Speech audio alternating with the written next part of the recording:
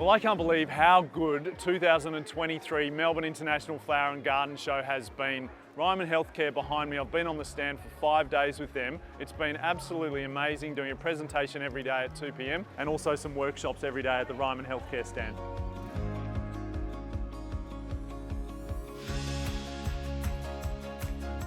I saw this workshop and it seemed like a good idea. The speaker was wonderful. He had a sense of humour and told me things I'd never even thought of.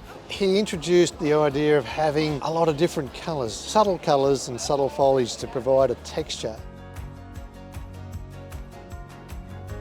And the balcony garden competition has been such a success this year. It's growing each year, which is fantastic. And Rebecca Mitchell from Little Footprint Studios, the winner of the event, did an amazing job.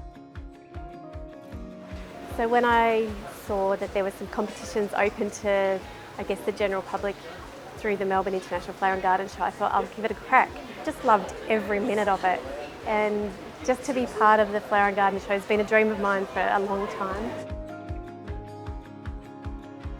I've checked out all the balcony gardens because I'm very interested in what can be done in a small garden. It's really inspirational.